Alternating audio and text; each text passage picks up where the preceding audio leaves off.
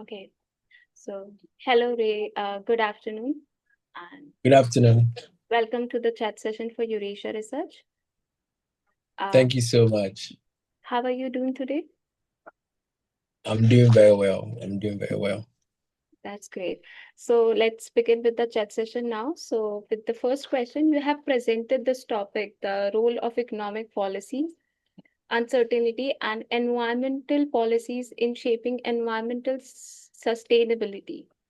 Yeah. Evidence from BRICS nation. So, like at the conference, so please explain your research uh, in a nutshell. So, All right. Economic policy uncertainty is one of the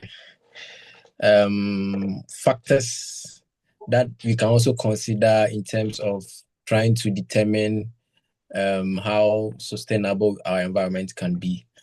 And when we say economic policy uncertainty, is virtually the kind of instability in terms of decisions by government. mm, You know, sometimes because of change of government in a particular country, we realize that if a government comes into power, they bring their own decisions, they bring their own policies, they implement their own policies and formulate all stuff. And then if there is a change in government, another kind of different decision and policies. So sometimes all these kinds of change of political powers and other kind of factors could lead to instability in terms of decision making in a country. So we are trying, my research is purposely how can this uncertainty be integrated with environmental policies. So can we integrate economic policy uncertainty to environmental policy? And if it's possible, what will be the outcome? What will be the result? How will it be? So that is purposely about my research. And then that is the aim. So after making such an hypothesis or drawing such a question, my research was able to find that integrating economic policy uncertainty with environmental policies can be able to help to mitigate carbon emissions. So it means that it's not enough for a country to have uncertainty in terms of its decisions. If we have robust environmental regulations, where regulations or rules or laws are established for a country, that yes, this is a tax for a particular punishment for anyone that maybe infringes on or do certain things that will pollute the environment, or this is a tariff, or these are the kind of rules that are governing our environment. A robust or strong regulation, I think the influence or the negative impact through economic policy uncertainty will be minimized. So that is basically about the kind of research I did. And then the study focused on BRICS. BRICS basically means Brazil, Russia, India, mm, China, South Africa. Yes, so I did a panel analysis combining these 5 countries, and these are the major top 5 emerging countries in the world. Yeah, so developing. that was what my research was about. Thank you. Oh, that's great. Like basically this study looks at how like two important factors and economic policy uncertainty and environment policies affect carbon dioxide emissions, Yeah, which is the key contributor to environmental pollution and global warming. And it very true. focuses on five major countries, that is the BRICS nations, Brazil, Russia, India, China, and South Africa. Yeah, So, and yes, when economic policy uncertainty and environmental policies are combined together, then it helps to reduce CO2 yeah, emissions. emissions. Yeah, Yes. So that's it's very, great. very. I Thank you so I had a much. very neat interest in the topic you have brought up. So it's quite very important for us to like put focus on the environmental policies, and the government Very, should take frame the policies for the betterment of the society. Infrastructure is important, but also the green environmental policies are important on the other end. So, yeah. Very, very true. Very true. So, like, the next question is, what are the challenges you have faced in your research journey? Uh, one major challenge is rejections by top impact journals. you know, I'm a PhD candidate, and then as part of the requirement for to graduate in my university, you have to publish more in SCI journals, that's high impact fact journals, and sometimes you do all the best, you get all the novelties and bridge all the gaps, and sometimes you put in and you get rejected. You have to submit to another journal. Yes, it's sometimes you get it on the decks. You don't understand why the paper has been rejected, and it comes with kind of confusion, and you have to still brainstorm and see how best you can get a very novel paper to be published. Yeah, it's one of the challenges in research, and it's part of it. It has become part of that. So any researcher who wants to really publish in a top journal understands rejection. You know that, yes, even no matter how novel your paper might be, you will still have to be rejected. But hopefully you get a journal that will accept your paper. So yes, it's a challenge. Another challenge too that as a researcher you might encounter is you sleep a little. You know, you are always thinking about how best you can be able to bring out certain findings and outcomes that will help for example, in my study direction, I'm focusing more on environmental economy. So how best, what are some of these economical indicators that you can use to help improve the economy or sustain the environment? So always you are brainstorming, always you are meditating, always you are thinking, you are reading, you are reviewing papers, seeing how best you can get something valuable, something that is very tangible, that can be able to benefit your environment or your society. So yeah, it's a challenge. You don't have the time. You're always busy. You're always doing something. You're always learning. You're always writing. Yes, and it's worth it. So these are some few challenges that I go through as a researcher. Yeah. Like now you have got your paper published. Everyone face somewhere, the challenges, but now you have your paper published. So congratulations. Yeah. Thank you so much. What was your motivation during the research? Motivation.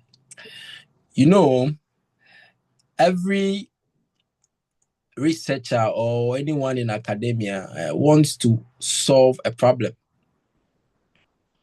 So yes, what do you want? What do you want to solve? What will you be happy to see that this particular challenge has been resolved?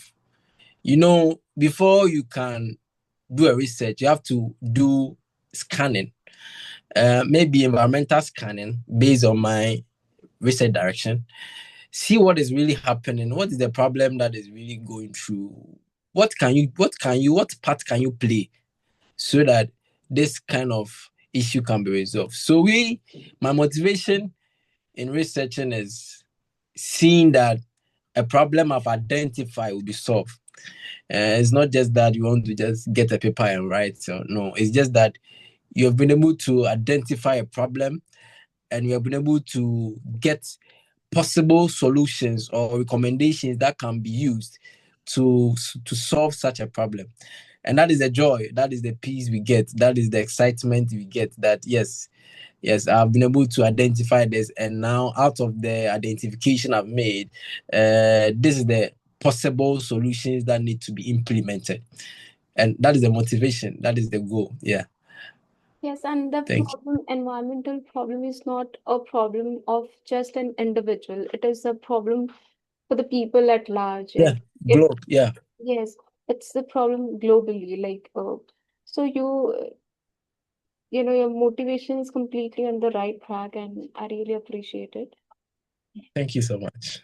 Thank you for serving humanity. Uh, Thank you. so, our next question is, what advice would you give to young researchers who are just starting in the research world, uh, based on your own experiences and insights? All right, all right. My advice would be one, but I have to expand it well. One advice I'll give to young researchers is that read wide. Read wide. Yes, you have to read wide. You can't just sit down and just plan to write a paper or do a research. The more you read wider, the better understanding you get, the better your scope broadens.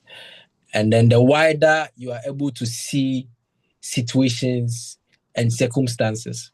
So read wide. What is the direction of your research? Where do you want to do or focus your research on? Get papers, read them, understand them, how it went. And out of continual reading and reviewing of papers, you'll be able to identify gaps by which you can also come out with certain novel research works that will impact the world. So yes, you can say you want to be a researcher and you don't like reading. You don't like to listen to current situations that's going on, listen to current stuff that is going on in the world. The more you listen to them, the more you watch stuff, the more you read, the more you are able to identify problems that can be resolved. So yes, to all young researchers, I will advocate that we inculcate the habit of continuous study or continual reading. Read, review more papers, get to know what is happening. And by that, you'll be able to get certain updated challenges that need to be resolved as soon as possible. So yes, that's what I can tell young researchers. Another advice I can also tell them is that be focused and be determined. Yes, sometimes research comes with its own complexities and difficulties. But if you are focused and you are determined, wherever you want to get to in research, any level of pedigree or class you want to reach, it's possible. So yes, be determined and then focus, and then at the right time you get to wherever you want to be. Yeah. Thank you for this great advice. So, Thank you. with the next question, your positive feedback about our conference. About the conference? Yes, your positive feedback about our conference. Yeah, I really enjoyed the conference so much. One particular thing I really enjoyed was how we were able to get people from different disciplines. Yes. So yeah, sometimes you think that it's the only discipline that maybe is doing so much well or that needs to be focused, but we had some from arts, we had some from computer science, AI, we had some from psychology, and then they bring up new ideas, fresh research, innovative research, and you're like, wow, okay, this is also a nice topic that you can also learn from, and it's a plus. Yeah, it's a plus, and I was really excited to get to know people from different disciplines. At least it broadened my mind, and it made me also look out on how best people are also doing their best to also help their society, to help their communities, and even the world at large. Yes, Yeah, we have like the five associations, and we have divided in each category, like the education, business, economics, policies, and like social science and humanities. Yeah, yes, social science, humanities. So the people come and then they participate in each category accordingly, and then yes, uh, pe- at the conference, I guess participants learn more than what they have bought on the table. So yeah, it's a good experience for everyone, and we are happy yeah, to from you. that's possible. So that was great having you. It was great having you at the conference. And if anything you would like to share from your end, Can you please come again? I didn't really get you. like it's great to have you, um, at the chat session. If there's anything you would like to share at the end with us. Oh, I'm okay. I want to commend Eurasia Research for their good work. Keep on doing the good work, and then I know you reach the maximum level of impact that you have envisioned to. So yes, that's what I would tell Eurasia Research. You are doing so well, trying to reach out to most of the countries in Asia and Europe, and that is very splendid. Yes, I will commend you for your good work. You are doing very, very well. Thank you. And thank you for the opportunity to be interviewed today. It's a pleasure. I don't take it for granted. Oh, no, no. Thank you. It's great to have you, on our chat session. And thank you so much for sharing your experience with us. And thank you so much for attending the chat session. We are honored to have you, and we would love to see you again at our future conferences as well. Thank you so much. It's a pleasure. It's a Thank you. pleasure. So Thank you. it was great having you. Thank you. Bye. Bye.